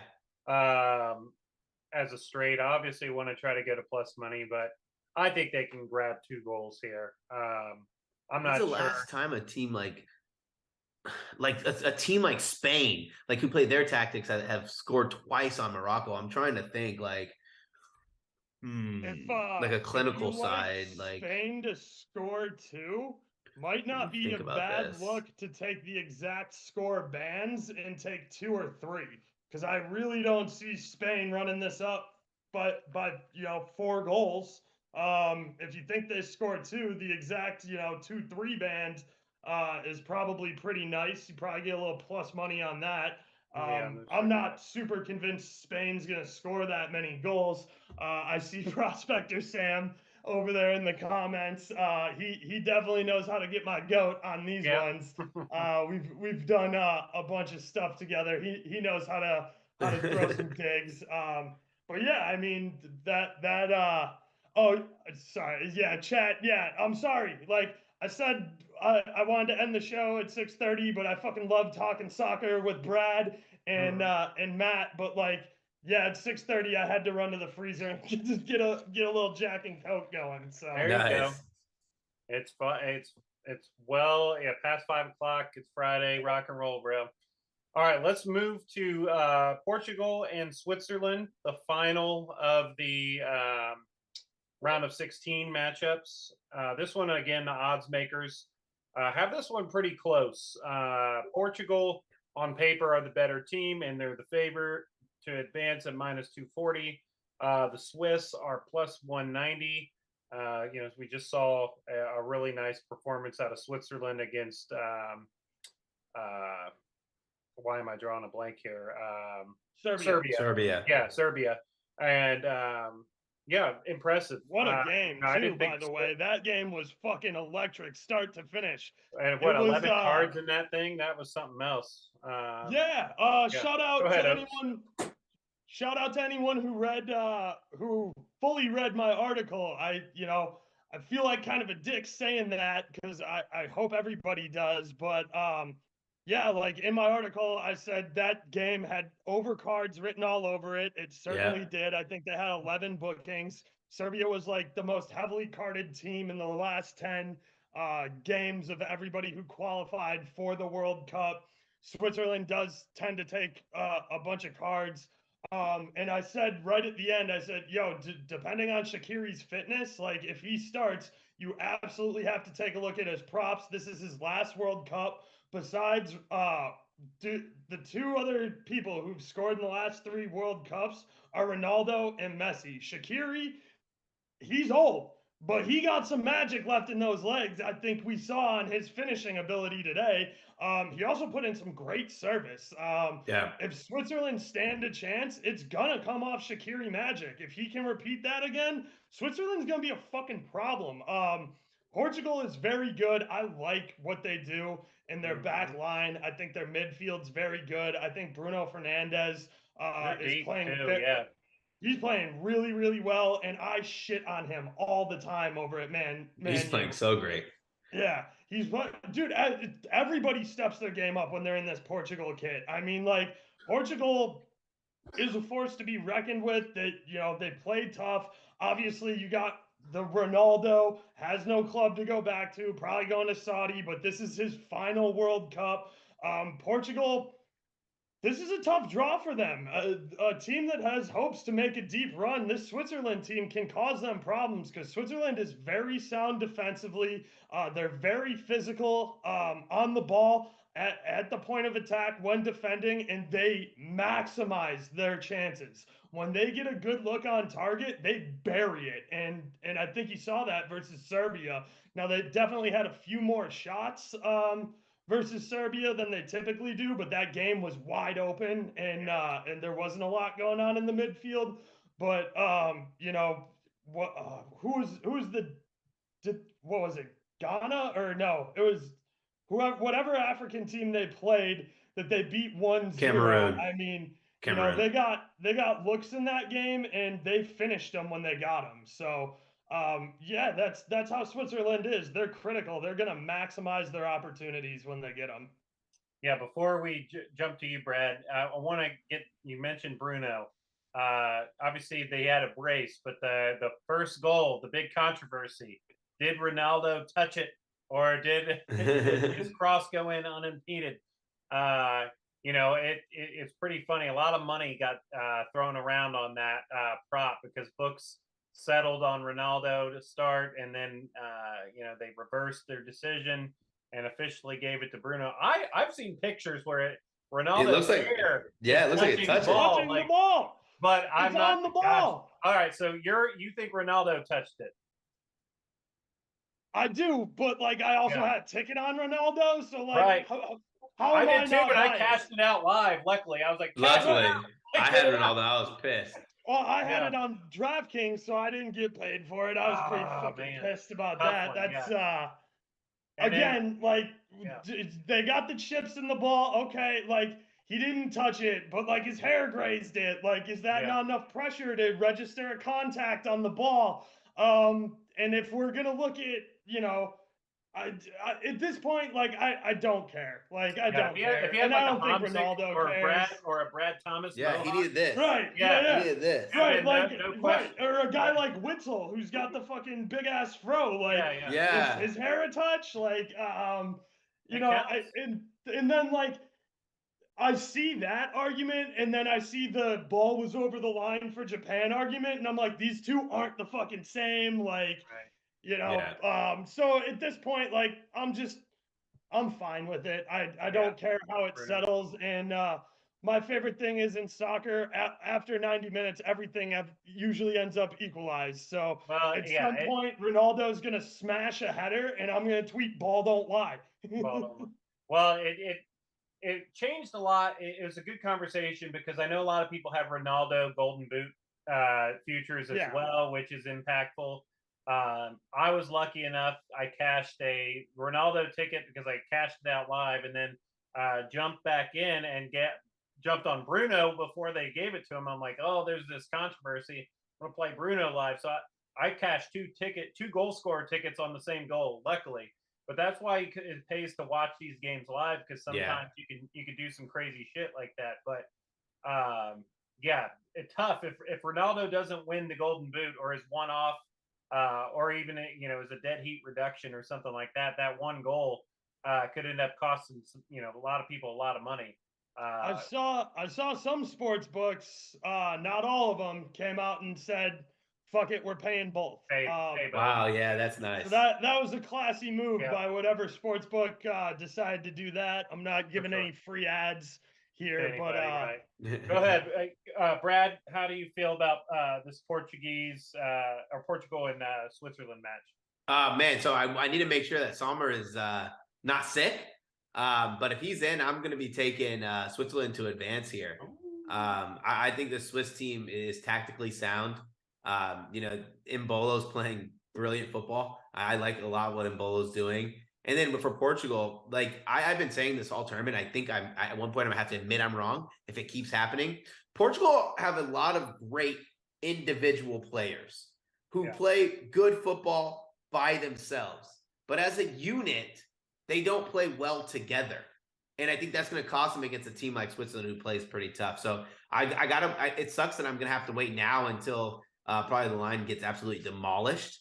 But I do think Switzerland are the team to advance out of here. I tend to agree with you, especially up top. My thing is the Portugal back line plays great. Oh, as yeah. a unit. They play absolutely fantastic. Even Pepe back there, who's definitely like getting up a million years old. He can still absolutely hold it the fuck down. It's very, very tough to finish on Portugal. Yeah, this is probably gonna be one of those grinded out games. But I'm expecting we're gonna see like at least 3 of these games, at least 3 going to PKs. Oh yeah, I see. Yeah, 2 to 3 upsets for sure here. Yeah, there always is. I mean, and when you go to PKs, dogs are live as hell. Right, dude. PKs are the last. Yo, I say this all the time in college basketball. Overtime is where underdogs go to die in college basketball. Overtime in PK shootouts is where underdogs thrive and thrive. Yes. Like I generally when I like tournaments like this, when they go to PKs, I just blindly take the dog. Like, it just hits so often. And dude, and that's the thing is like, it's almost like the NHL. When you get a hot keeper, you can't go away from that man. Like, especially in PKs, you get a guy like Szczesny for Poland. If he's in PKs, dude, like I said, you're obviously a Juve fan, so you know as well as anybody. Who's letting 16 goals for the fucking season at Juve, and stopped a messy PK. Like, you get a guy with hands like that, you gotta back him in a PK situation. Yeah. All right. So, kind of moving towards conclusion. I want to put up the odds for the World Cup winner. The updated odds, obviously, with the field has been cut in half. We've got 16 teams, and those odds should get posted here in just a second. I was going to wait until they pop up on the board here. And so you guys can look at them and read them. I can read them to you if you don't have them in front. Are you guys both able to kind of pull the odds up here? Yeah, I'm pulling them on FanDuel. Okay, I'll just, instead of me running through all the odds, you guys can look at them and I'll just pose the question. Right now, Brazil's the favorite at plus 200. They're about half of what they were when the tournament started. And then the long shot is down with South Korea, Poland, and Australia. They are 210 to 1 to win the tournament at this point. Is there a World Cup winner bet that you like at this point in the game? If you don't already have something in pocket. I'll start. I have Brazil and Spain in pocket right now.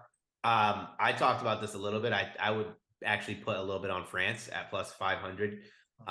We don't like the World Cup. If you look at the World Cup history, it's won by really freaking good teams. Like, underdogs don't win the World Cup. Right. So like for those guys who are like, man, maybe I'll take the Netherlands, maybe I'll take Croatia. Like, Brazil has almost double the World Cups of the next closest nation, right? Yeah.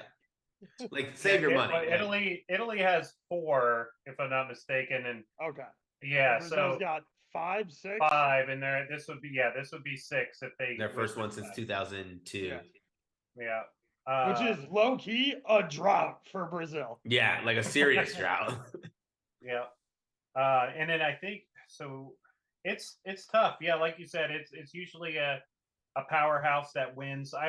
I'm sure you guys, being a soccer guy, you have your friends that are non-soccer guys that are like, hey, so like the U.S., like, what are our chances to win this thing, like, realistically? And you're kind of like, well, I mean, right now if this was your NCAA tournament, we're probably a 15 seed, maybe a 14 seed out of the rest Yeah. of this tournament. And so, we've got a long way to go. Can we win the first round? Sure. But then like we're going to run into a better team and then a better team and then a better team. So it's quite a long shot. We touched on it last night in the football show too. I think you're better off betting the U.S. match to match than trying to bet the U.S. as to win the World Cup right now at 90-1. Can they do it? Nothing's impossible, but that's a real punt of a ticket. Whereas you're much better off trying to bet them match by match if they do advance. So the odds haven't changed much since before the tournament, so that Yeah. should kind of tell you where the U.S. is at. It's Yeah. Look, we've all been overly critical about the U.S. I want to say, but like I don't think we have been. But like, yeah, it's an achievement to make it this far.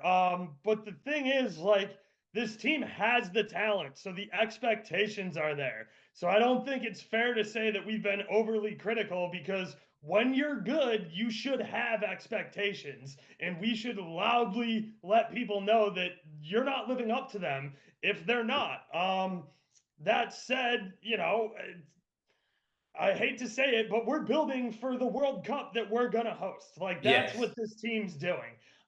It's not our year. It'd be like the Cubs winning the World Series a year ahead of schedule, and then we're disappointing and we end up breaking apart the team and shit like that. So like, it's really tough. I don't love like any dark horses here. Like Portugal, maybe. Yeah, But I they're was not just gonna even like say, that long of odds. Like Yeah. I would love if Japan was on that side of the bracket. The fact that I have to have Japan play Brazil is got me fucked up. Like I thought, Yeah. I thought Japan would be on the other side of the bracket, not top of their group, and now. Because like that would have been a perfect dark horse. They played Yeah. great football. They played borderline too good of football and advanced at the top of their group. And now they're going to run into Brazil, who I've said very loudly, their B team's good enough to qualify for the round of 16. Their B team might be the second best team in this tournament. Like Yeah. Brazil's got 26 players that most people they left guys off the roster that would be captains of other countries or other countries would fucking kill to have on their team. Yeah. I think if you're looking for a team longer than 10-1 odds, Portugal, the way things shook out, the bracket is Bracket's good for them. Bracket's real good for them. Yep. So I mean, obviously they'll have a semifinal against probably France or England, the winner of whoever gets through that. And I mean, obviously anything can happen. We could see surprises, but Portugal's path to the semifinals, their little mini pod here, it looks to be the easiest to navigate for a team that has longer odds. And yeah, most of just to address chat real quick. Yeah. Brazil's B team didn't lose today. What you saw is their C team finally gave up a goal. Brazil didn't care about that game. No, like that's not a big even difference. A little bit. They knew they were advancing at the top of the group, and the fact that Jesus didn't chase even a goal, little bit, you would have saw Vinny on the pitch. You would have seen Casemiro on the pitch. You would have seen Silva holding down the back line. Like Allison and that was full on Brazil's B team with C team rotations. Yeah. All right. Well, we probably have like a couple minutes left tops. I think this is a good time to say thank you to our sponsor, Pickett. Obviously, you could kind of track your progress and your bets through the World Cup and any other sport. See if it's been a profitable World Cup for you. If player props or sides or team totals have been your best angle. Done like this. Yeah. It's been a roller coaster, I think, for everybody. It feels like when bets aren't hitting, nothing's hitting, and then days when you're hitting, you're just you're like, fuck, I nailed all 4 games. Yeah. Mm-hmm. So Pickett will help keep you straight. Make sure you know where you're at the end of the World Cup. Hopefully, it's a profitable one for you. So thank you for those guys for sponsoring the show. I do want to end it with any best bets or any sort of additions that you've made now going forward to the knockout stages. So I personally have not added anything yet. If I were to take any best bet right now, I'm still happy with Brazil to win. I like the way the tournament broke for them. I like their path to the final. I think they'll be a favorite the rest of the way. I don't love plus 200, but if I were to do any best bet, I would like Brazil to win the World Cup at plus 200. Oaks, do you want to go first? Yeah, I like Vinny. I'm gonna shop this number. Vinny to win Golden Ball at 23-1. Looks really tasty for me. Okay. If Brazil win this World Cup, I don't necessarily think he wins Golden Boot, but Vinny drives that offense down the left-hand side. Vinny's going to be heavily involved in almost every scoring play. If you watched the first two group stage matches, you know what he can do. I'm obviously a Madrid fan, so I'm biased. But you spend any time watching Vinny's game, and you know he's got the talent to do it. Yeah, Brad. I don't have any ads. I'm gonna stick with my two. I like France, but I when I'm sitting on a 4-1 ticket, I don't want to really add a third for another unit. Sure. It kind of bothers me. I've talked about if you guys like France, I think you should play them, but I'm just gonna hope Spain get out of their little quadrant and I have a Spain Brazil final, and then I'm just free rolling. There you go. Yeah, if you want to like a long shot bet, I was looking at it today and I talked about it to one of my buddies, Bruno Fernandez. We talked about him a little bit. Him at 18-1 to win the Golden Ball is a decent look, because we talked about Portugal. Their little pod is kind of broken nicely. They have a nice path to the semifinal. The semifinalists, you usually have to at least make the semifinal to make be consideration for these events. You do get to play in a third place match as well. So his chances to add more goals and assists to his tally is a pretty good one. You'd think he's going to get at least 2 more matches, potentially a third. Yeah. So just some long shots, but yeah, I think that's probably a good spot. Any other last final words you guys want to add? No, man. Good No? doing the show with you guys. Yeah, Go a lot of fun. USA. Yeah, go great Team talking with you USA. guys. Just goals, they're gonna be even harder to come by. Way now. harder, yeah. Like if you thought group stage, there were some tough matches where there were goals that didn't go in the back of the net. The margin for error here only gets finer and finer. Keep looking at shots markets, keep looking at shots on target markets. When you're doing player props, it pays to take a deeper dive into this stuff. There's great reference tools out there. You can at any of us on Twitter. If you're in the Discord, drop us a message. I think we're all, what we do here isn't a secret. We're happy to share all of our research tools with you because, we want you to be engaged in this World Cup. We want you to find players you like and angles you like and play the stuff that you're passionate about. That said, we have an opinion on every game. We might even bet every game by ourselves and not make that public.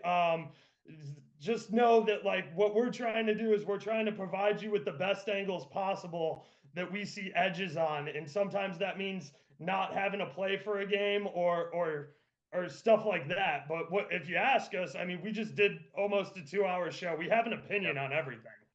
Right, wrong, or indifferent. We got an opinion. We'll let you know. All right, guys. Well, that's where we'll leave it.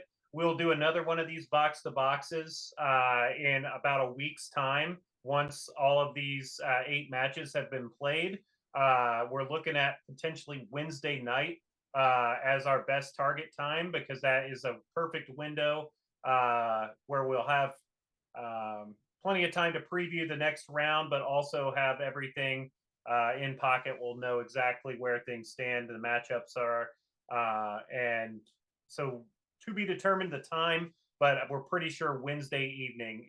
So be on the lookout. We'll be sure to tweet that out on all our official channels. I do a show on Wednesdays, right? Yeah, I know. I think we're going to try to do it before your you and Legs show. So Cool. We'll give it a run.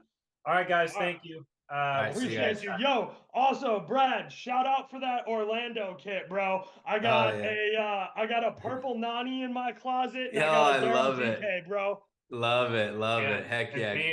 before you know it, we'll have the Gold Boys merch out. Yeah. Available. We're gonna have Gold Boys soccer kits too. So Dude, if we get Ooh. Gold Boys Speaking it into kits with the existence. Burroaks on there, Speaking it to Yeah, existence. the soccer kits are gonna be sick. I can't wait Yeah. for those. All right. Well, hey, we'll see you. Thank you so much, guys. Till See next ya. time.